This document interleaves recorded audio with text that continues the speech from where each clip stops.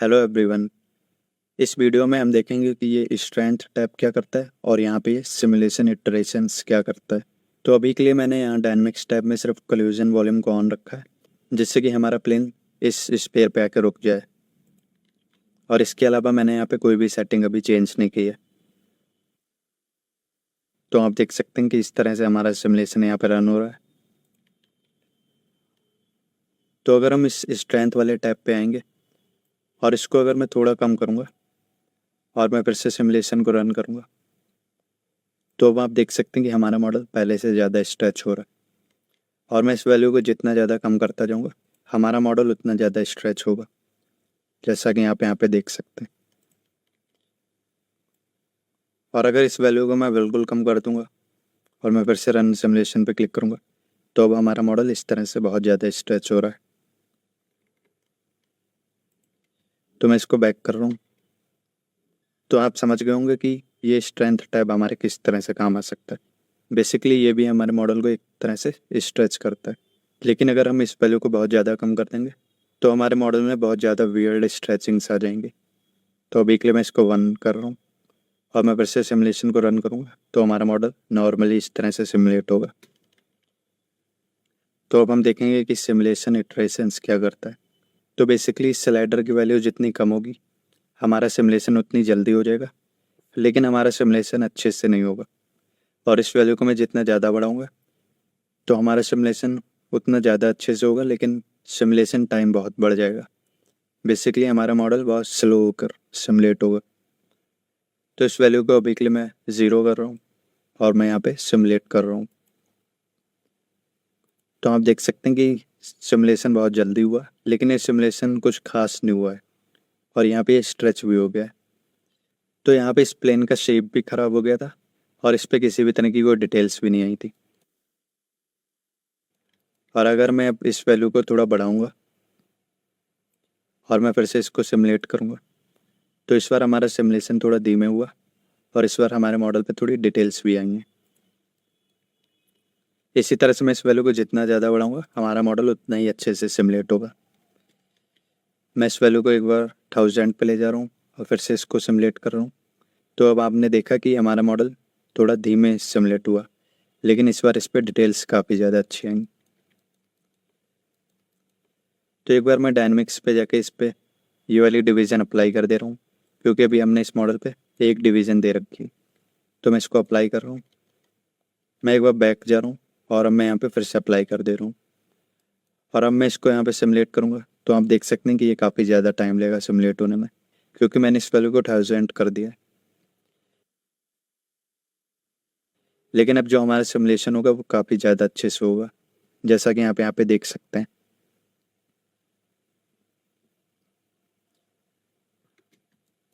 तो इस तरह से हमारा सिमुलेशन हो रहा है।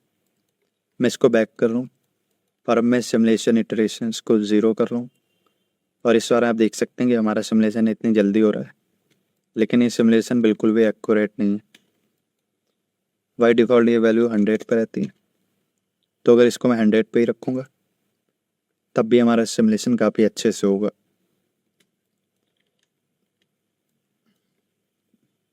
तो यहाँ पे आप इन सभी ऑप्शंस को चेंज करके देख सकते हैं कि आपके मॉडल पे किस तरह से सिमुलेशन ज़्यादा अच्छा आ रहा है। अगर आपको इस मॉडल को हार्ड कारपेट की तरह बनाना है, तो आप यहाँ पे इसकी फर्मनेस को बढ़ा सकते हैं, फिर आप इसको सिमुलेट कर सकते हैं। तो इस तरह से हार्ड कारपेट की तरह इफेक्ट देगा। और आप इसकी सिमुलेशन इटरेशंस वैल्यू को जितना बढ़ाएंगे, आपके मॉडल पर रिंकल्स वगैरह उतने ज़्यादा अच्छे से आएंगे।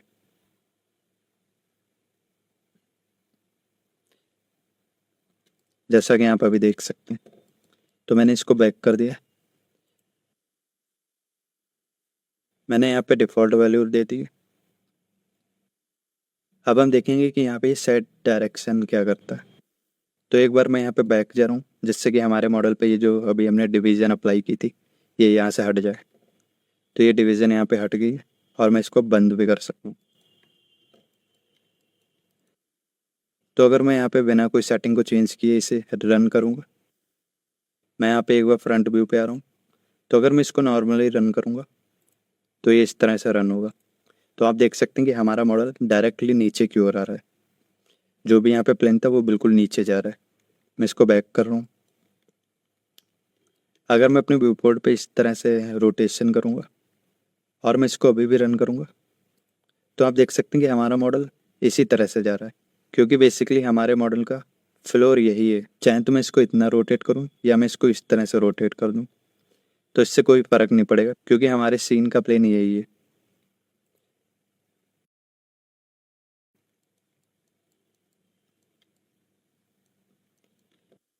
तो बेसिकली यहाँ पे मॉडल ऊपर से नीचे की ओर आ रहा है। मैं इस चीज़ को थोड़ा और आसान बनाने के लिए यहाँ पे अप एंड पे आ रहा हूँ और यहाँ से मैं एरो को सेलेक्ट करूँगा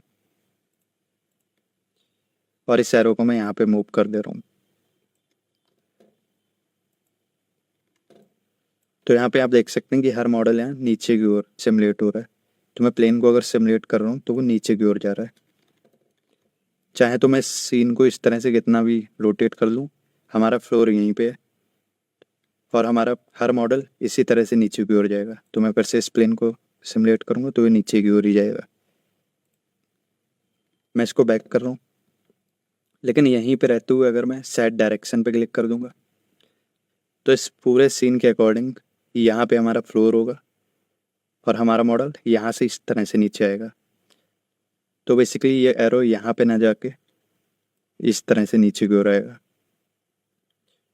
तो इसको मैं यहाँ बैक कर रहा हूँ और मैं इस प्लेन पे आ रहा हूँ और यहाँ पे मैं सेट डायरेक्शन पे क्लिक कर दे रहा हूँ और अब मैं यहाँ पे सिमुलेशन को रन करूँगा तो आप देख सकते हैं कि हमारा प्लेन इस तरह से नीचे जा रहा है। और अब मैं फ्रंट व्यू पे आ जाऊँगा तो जो प्लेन अभी हमारा इस तरह से नीचे जा रहा था, अब वो प्लेन हमारा इस तरह से नीचे नहीं जाएगा, बल्कि ये प्लेन हमारा इस तरह से जाएगा, जैसा कि अभी मैंने आपको दिखाया था। तो यहाँ पे मैं इसको रन करूँगा तो इस तरह से जाएगा। और अगर मैं फिर से सेट डायरेक्शन पे क्लिक कर दूँगा तो अब हमारा प्लेन नॉर्मली इस तरह से नीचे जाएगा। मैं इसको बैक कर रहा हूँ। तो अब आप समझ गए होंगे कि यहाँ पे ये सेट डायरेक्शन किस तरह से काम करता है। मैं एक बार आपको फिर से दिखा रहा हूँ। तो यहाँ पे हमारा मॉडल अभी इस तरह से नीचे की ओर आ रहा है। तो अगर मैं यहाँ पे सिमुलेशन को रन करूँगा तो आप देख सकते हैं हमारा प्लेन यहाँ पे नीचे आ रहा है।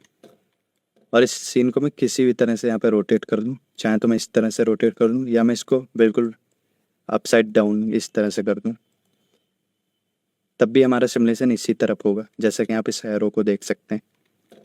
मैं इसको इस तरफ भी रोटेट कर दूँ तब भी हमारा सिमुलेशन इसी तरफ होगा। लेकिन यहाँ पे अगर मैं सेट डायरेक्शन पे क्लिक कर दूंगा, जैसे कि मैंने अभी यहाँ पे क्लिक कर दिया है, तो अब जो भी हमारा सिमुलेशन होगा वो यहाँ से इस तरफ से नीचे की ओर होगा। बेसिकली ये एरो अब हमारा इस तरफ हो जाएगा।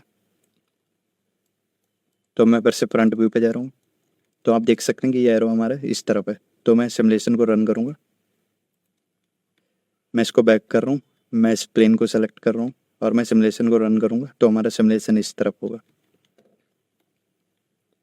मैं इस एरो को फिर से बैक कर रहा हूँ तो हमारा सिमुलेशन पहले इस तरह से हो रहा था, लेकिन हमने इसके डायरेक्शन को चेंज कर दिया इस तरफ, तो हमारा सिमुलेशन इस तरफ हो रहा है। इसी तरह से मैं इसको फिर से रोटेट कर रहा हूँ और अगर अब मैं फिर से यहाँ सेट डायरेक्शन पे क्लिक कर दूंगा तो अब हमारा ये वाला पार्ट फ्लोर बन गया है। तो हमारा सिमुलेशन अब इस तरफ की ओर होगा। तो मैं फ्रंट व्यू पे भी अब अगर आ जाऊँगा तब भी हमारा सिमुलेशन इसी तरफ होगा। तो जैसा कि आप जानते हैं कि हमारा जो भी ऑब्जेक्ट सेलेक्ट होगा सिमुलेशन उसी पे रन करेगा। तो मैं यहाँ पे प्लेन को सेलेक्ट कर रहा हूँ तो आप देख सकते हैं कि हमारा सिमुलेशन इस तरह से हो रहा है। और आप इसको फिर से नॉर्मल इसी तरफ लाना चाह रहे हैं तो आप यहाँ पे नॉर्मली सेट डायरेक्शन पे क्लिक कर सकते हैं और अब हमारा सिमुलेशन इसी तरफ होगा। तो आप समझ गए होंगे कि यहाँ पे सेट डायरेक्शन किस तरह से काम करता है। तो इस वीडियो में इतनी रखेंगे। Thank you everyone.